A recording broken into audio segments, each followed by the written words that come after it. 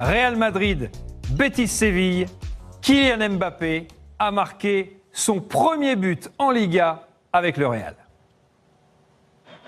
Rodrigo qui va les contourner comme il le fait. Valverde, c'est bien fait. Mbappé, la libération, elle est là. Voilà son moment, voilà son déclic, son exultation, sa célébration au Bernabéu.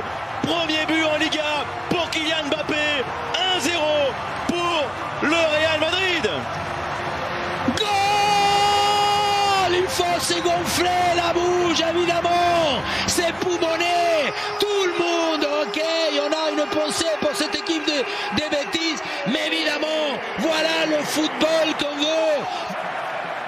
Ça y est, enfin, il a marqué sa saison, son histoire est véritablement lancée avec le Real Madrid. Ce premier but en Liga de Kylian Mbappé avec le beau et grand maillot du Real. Luis Fernandez, c'est un moment d'histoire. Ah oui, c'est un moment de l'histoire. Il a effectivement réussi à marquer ce but, ce premier but avec le Real. Maintenant, en espérant, en lui souhaitant qu'il y ait, on va dire, dans la continuité de cet événement, qu'il puisse encore confirmer, qu'il puisse enchaîner, qu'il puisse...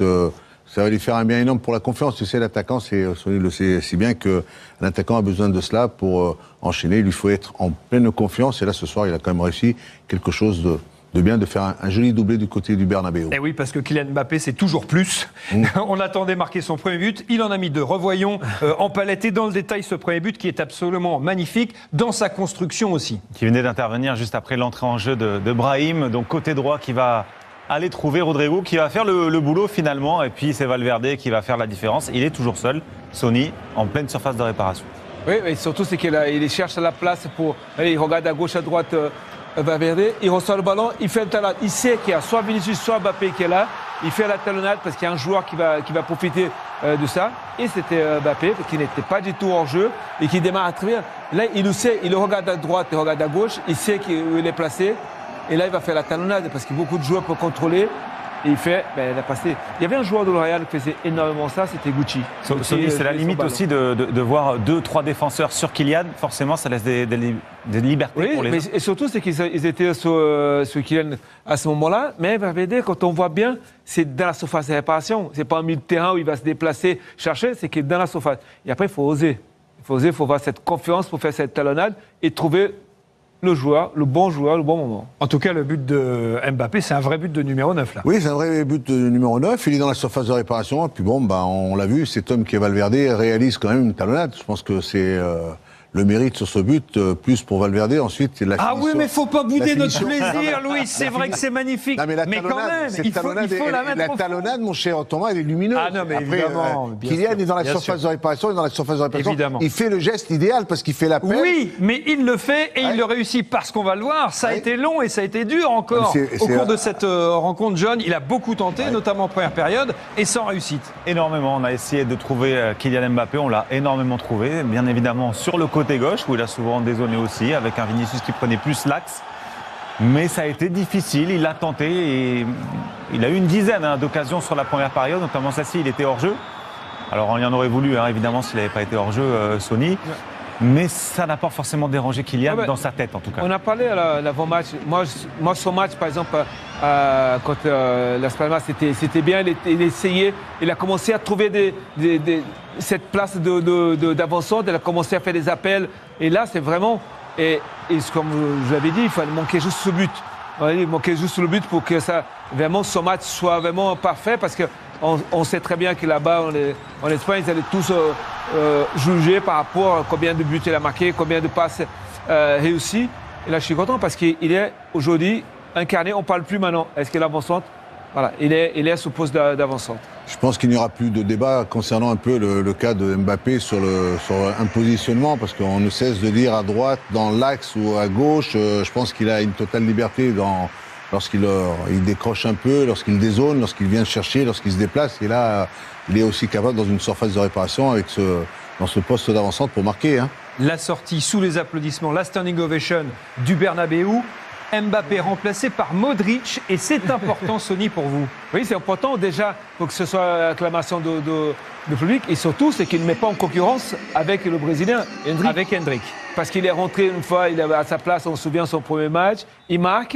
Et là, Ancelotti, il protège énormément Mbappé, même là, parce qu'après, le Brésilien il rentre, mais il rentre pour remplacer Rodrigo. Ça veut dire qu'il n'y a pas la concurrence. Il rentre plus tard. Ça veut dire qu'il a, même s'il avait marqué, mais il ne remplace pas Kylian Mbappé.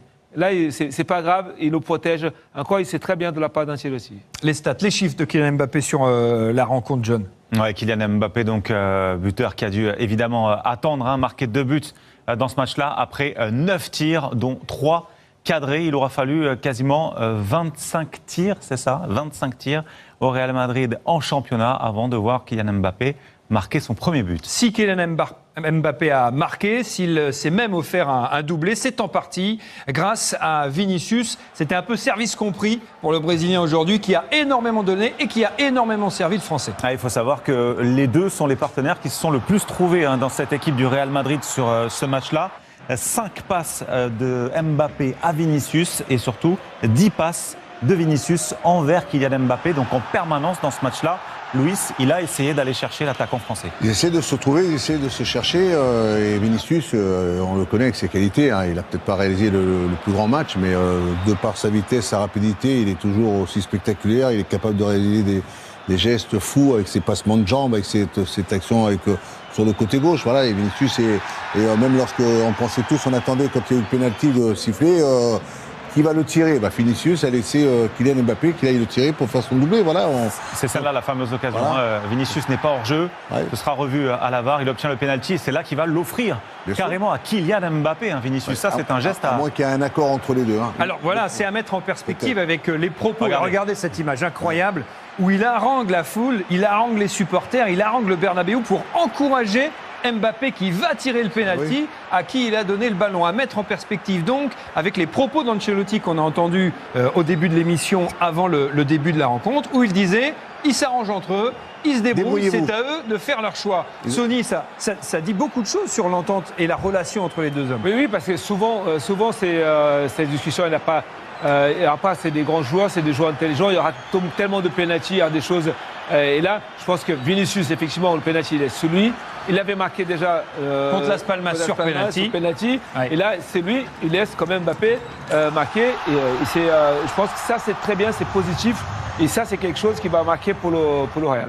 Ce qui est bien, c'est qu'ils se sont certainement mis d'accord, parce que dans un passé, souviens-toi, mon cher Thomas, c'est au Paris Saint-Germain quand il y a eu ce petit problème entre Neymar et Mbappé pour ses tirs au but. C'est pour ça que c'est important qu'ils soient d'accord tous les deux, qu'ils acceptent de tirer. Est-ce que ça sera un tour de rôle selon vous? Ça peut être ça. Comme c'est parti, oui, on va voir. Moi, je pense, on va attendre le prochain. Il va y en avoir des pénaltys pour le Real. Ouais, mais je pense que ça dépend de l'évolution de Kylian Mbappé. Vinicius va le laisser frapper les pénaltys. Je pense. Ah, vous pensez, Sonny? Je pense. Parce que ça va devenir le buteur de l'équipe. Il va le laisser, frapper.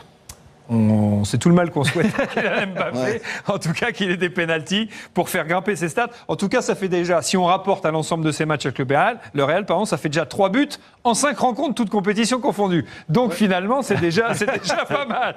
C'est déjà pas mal.